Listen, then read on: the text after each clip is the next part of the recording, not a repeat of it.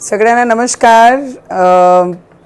सगळ्यात मोठी आम्हाला तर माहीत नव्हतं 2011 मध्ये कशी जनगणना झाली, पण हे भारतातली सगळ्यात मोठा निर्णय जे आज केंद्र शासनाने केंद्र सरकारने घेतलेला आहे की 1 मे पासून ते 15 मे पर्यंत जे ऑनलाइन एक वेबसाईट आहे त्यावर जाऊन आपण स्वतःची जनगणना आपण करून घेतली पाहिजे अशी शासनाने डिजिटल जनगणना म्हणून त्यांनी फॅमिलीची कुटुंबाची त्यांनी केलेली आहे।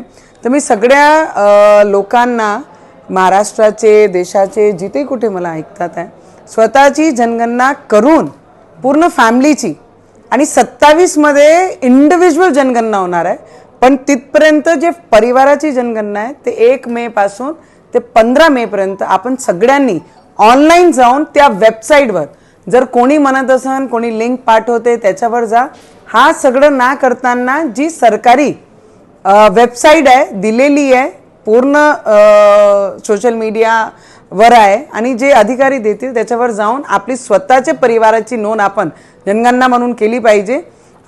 सगळ्यांना विनंती करते आणि सरकारने जे सांगितलं त्यांनी ते केलं आणि आमचे अमरावती महानगरपालिकाची मी माझी करत आहे ऑनलाइन जाऊन वेबसाईटवर सरकारी वेबसाईटवर जाऊन मी माझी जनगणना माझे परिवाराची नोंद करत आहे।